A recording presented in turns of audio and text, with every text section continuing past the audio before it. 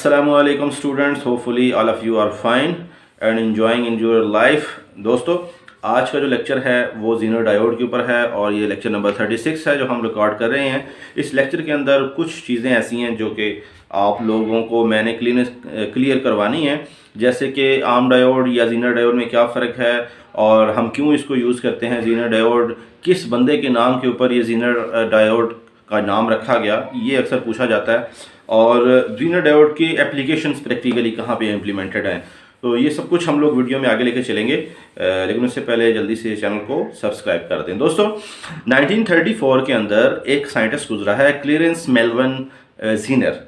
उसने जो है वो फर्स्ट टाइम जीनर डायोड की जो प्रॉपर्टीज़ हैं उसको दरियाफ्त किया या एक्सपेरिमेंटल उसने ऑब्जर्वेशन की। तो ज़ाहिरी बात है उसने ये अचीवमेंट हासिल की, तो उसी के नाम के ऊपर ही इस डायोड की मैन्युफैक्चरिंग आज तक हो रही है। नाम है जिसका जीनर डायोड। आम डायोड को अगर आप देखें तो उसका सिंबल बिल्कुल सिंपल सादा जैसा सिंबल आप देख रहे हो ऐसे होता है, लेकिन जीनर में चूंकि ये फॉरवर्ड और रिवर्स दोनों में काम कर रहा होता है, लिहाजा इसके सिंबल में थोड़ी बहुत तब्दीली होती है, यानी ये टू वे काम करता है। अब यहाँ पर मैं आपको बता दूँ कि आम डायोड और इसमें और क्या फ़र्क हो सकते हैं। देखो, जो आम डायोड है उसके अंदर जो डोपिंग है या मिलावट वाला अमल है सेमीकंडक्टर मटेरियल का, वो ज़रा कम रखा जाता है। लेकिन चूंकि जीनर डायोड को हम लोगों ने रिवर्स के अंदर यूज़ करना होता है, लिहाजा इसके अंदर जो सेमीकंडक्टर मटेरियल्स की जो डोपिंग है वो ज़रा थोड़ी सी ज़्यादा की जाती है। इसलिए हम इसको कहते हैं कि it is a heavily dope semiconductor diode. समझ आ गई।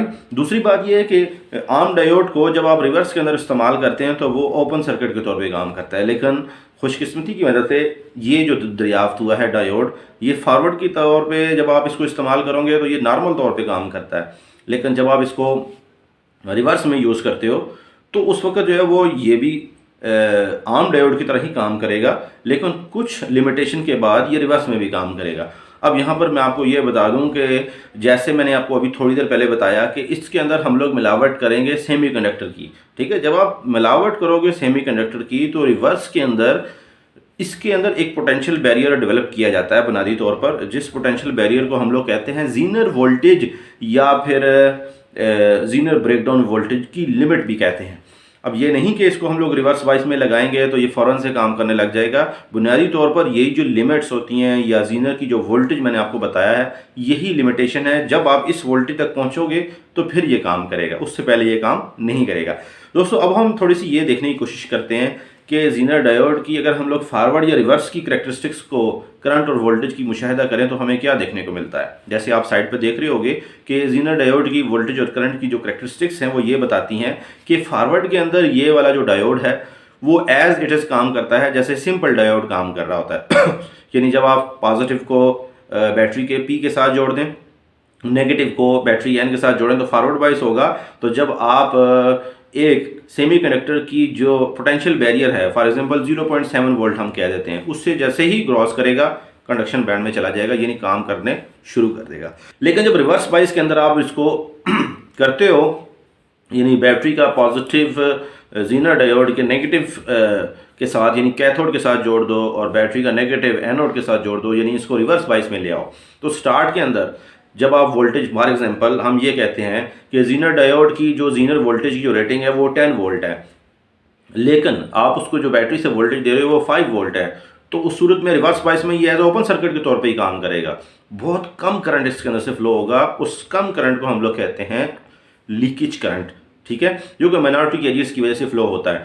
लेकिन जैसे ही आप वोल्टेज को इंक्रीज़ करते जाएंगे तो कितना इंक्रीज़ करेंगे, उतना इंक्रीज़ करेंगे कि जितना जीनर वोल्टेज की जो वोल्टेज है उससे थोड़ा सा ज़्यादा कर देंगे। फॉर एग्जांपल अगर जीनर की वोल्टेज 10 वोल्ट है और आप बैटरी को 5 वोल्ट से 10 वोल्ट से भी क्रॉस कर देंगे तो उसके बाद क्या होगा, उसके बाद ये होगा कि जो जंक्शन के ऊपर जो इलेक्ट्रॉन्स हैं वैलेंस बैंड में जो मौजूद होते हैं वो एक्साइट हो जाएंगे एनर्जी अब्जॉर्व करने की वजह से, ठीक है, नेगेटिव पोटेंशियल देने की वजह से। जब वो एक्साइट होंगे तो वो अपना जो है वो बैंड जंप करके कंडक्शन में चले जाएंगे और वहाँ पर फिर वो करंट फ्लो करने शुरू हो जाएगा इन्हीं इलेक्ट्रॉन्स की वजह से। अब मामूली सा भी अगर आप वोल्टेज चेंज करते हो ना बैटरी से, तो फिर जो है वो इनका बैरियर टूट जाता है।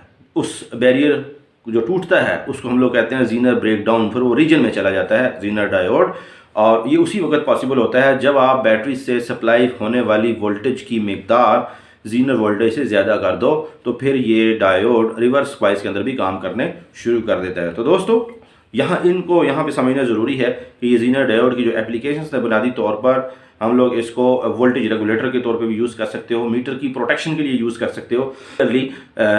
सर्किट से जो वेव वगैरह पैदा की जाती हैं उनकी वेव शेपिंग के लिए हम इसको इस्तेमाल कर सकते हैं। इसको क्लिपिंग के तौर पे इस्तेमाल कर सकते हैं, यानी ये एज अ डायोड क्लिपर के तौर पे भी इस्तेमाल होता है। तो दोस्तों होपफुली इस छोटे से लेक्चर के अंदर आपको काफ़ी नॉलेज हासिल हो गया होगा जीनर डायोड के मुतल्लिक। अब हमें इजाज़त दें, अल्लाह हाफ़िज़।